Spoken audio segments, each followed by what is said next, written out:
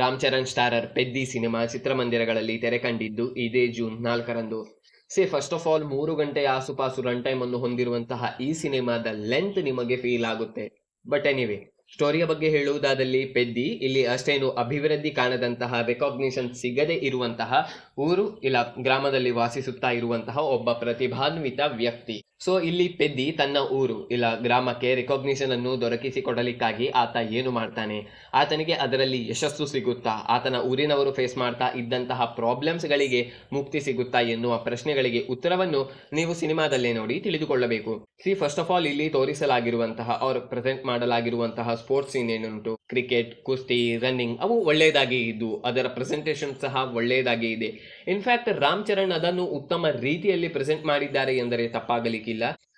ಇದರಲ್ಲಿ ಅವರ RRR ಲೆವೆಲ್ನ performance ಇರಲಿಲ್ಲ ಬರಲಿಲ್ಲ ಅಂತಾನು ಹೇಳಬಹುದು. ಬಟ್ ಸ್ಟಿಲ್ ಎಂಟೈರ್ ಮೂವಿಯನ್ನು ರಾಮ್ ಚರಣ್ ತಮ್ಮ ಹೆಗಲ ಮೇಲೆ ಹೊತ್ತುಕೊಂಡು ಮುನ್ನಡೆಸಿದ್ದಾರೆ. ಬಿಕಾಸ್ ಇದ್ದುದರಲ್ಲಿ ಬೆಸ್ಟ್ ಪರ್ಫಾರ್ಮೆನ್ಸ್ ಅವರದ್ದೇ ಆಗಿತ್ತು ಅಂತ ಹೇಳಿದರೆ ತಪ್ಪಾಗಲಿಕ್ಕಿಲ್ಲ. ಆದ್ರೆ ಇಲ್ಲಿ ಆಗಿದ್ದೇನು ಗೊತ್ತಾ, ತನ್ನ ಊರಿಗಾಗಿ, ಅದರ ಏಳಿಗೆಗಾಗಿ ಯಾವ ತ್ಯಾಗಕ್ಕೂ ಸಿದ್ಧವಿರುವ ಪೆದ್ದಿಯನ್ನು ಒಂದು ಪಾಯಿಂಟ್ ನಲ್ಲಿ ಆತನನ್ನು ಲಸ್ಟ್ಫುಲ್ ದೃಷ್ಟಿಕೋನದಿಂದ ಪ್ರೆಸೆಂಟ್ ಮಾಡಿದ್ದು ಅಗತ್ಯವೇ ಇರಲಿಲ್ಲ ಅಂತ ಹೇಳಿದರೂ ಖಂಡಿತ ತಪ್ಪಾಗುವುದಿಲ್ಲ.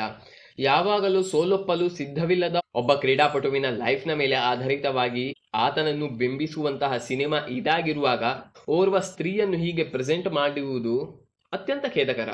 ಸಿನಿಮಾ ನೋಡಿದವರಿಗೆ ಗೊತ್ತಾಗಿರುತ್ತೆ ನಾನಿಲ್ಲಿ ಏನು ಮತ್ತೆ ಯಾಕೆ ಹೇಳ್ತಾ ಇದ್ದೇನೆ ಎಂದು. ಬಟ್ ಎನಿವೆ, VFX ಅನ್ನು ಬಹಳಷ್ಟು ಕಡೆಗಳಲ್ಲಿ ಮತ್ತು ಉತ್ತಮಗೊಳಿಸಬಹುದಿತ್ತು. ಬೆಸ್ಟ್ ಮೂವಿಯನ್ನು ನಿರ್ಮಿಸಲು ಒಂದೊಳ್ಳೆ ಅವಕಾಶ ಇದ್ದು ಸಹ ಅದನ್ನು ಹೇಗೆ ವ್ಯರ್ಥ ಮಾಡಬಹುದು ಎನ್ನುವುದಕ್ಕೆ ಈ ಸಿನಿಮಾ ಸರಿಯಾದ ಉದಾಹರಣೆ ಎಂದರೆ ಖಂಡಿತ ತಪ್ಪಾಗಲಿಕ್ಕಿಲ್ಲ. ಬಿಕಾಸ್ ಹೈ ನೋಟ್ನಲ್ಲಿ ಅಂದರೆ ಹೈ ಪಾಯಿಂಟ್ನಲ್ಲಿ, ಅಂದರೆ ಒಂದು ಕಡೆ ಇವರಿಗೆ ಹೈ ಪಾಯಿಂಟ್ನಲ್ಲಿ ಸರಿಯಾದ ಕಡೆಯಲ್ಲಿ ಇವರಿಗೆ ಮೂವಿಯನ್ನು ಎಂಡ್ ಮಾಡಲಿಕ್ಕೆ ಇವರಿಗೆ ಚಾನ್ಸ್ ಇದ್ದಿತ್ತು, ಅವಕಾಶ ಇದ್ದಿತ್ತು. ಬಟ್ ಅದನ್ನು ಬಿಟ್ಟು ಅವರು ಇದನ್ನು ಮತ್ತೂ ಕಂಟಿನ್ಯೂ ಮಾಡಿದರು. ಬಟ್ ಎಂಡ್ನಲ್ಲಿ ನೀಡಿದ ಮೆಸೇಜ್ ಒಳ್ಳೆಯದಿತ್ತು. ಆದರೆ ಈ ಸಿನಿಮಾದ ಹಾಡುಗಳು ಅಂತಹ ರಿಪೀಟ್ ವ್ಯಾಲ್ಯೂವನ್ನೇನು ಹೊಂದಿಲ್ಲ, ಅಟ್ಲೀಸ್ಟ್ ನನ್ನ ಮಟ್ಟಿಗಂತೂ. ಓವರ್ ಆಲ್ ಆಗಿ ಹೇಳುವುದಾದಲ್ಲಿ ಕೆಲವೊಂದು ಕಡೆಗಳಲ್ಲಿ ಹೊರತುಪಡಿಸಿದರೆ it's just one time watch movie for me. ನಿಮ್ಮ ಒಪಿನಿಯನ್ ಸಹ ಸೇಮ್ ಆಗಿರಬೇಕೆಂದೇನಿಲ್ಲ. ರಾಮ್ ಚರಣ್ ರ ಪರ್ಫಾರ್ಮೆನ್ಸ್ ಒಳ್ಳೆಯದಾಗಿ ಇದೆ ಇದರಲ್ಲಿ. ಬಟ್ ಎನಿವೆ, ನೀವು ಈ ಸಿನಿಮಾವನ್ನು ನೋಡಿದರೆ ನಿಮ್ಮ ಒಪಿನಿಯನ್ ಅನ್ನು ಖಂಡಿತ ತಿಳಿಸಿ. ಮುಂದಿನ ವಿಡಿಯೋದಲ್ಲಿ ಮತ್ತೆ ಭೇಟಿಯಾಗೋಣ. ನಮಸ್ಕಾರ.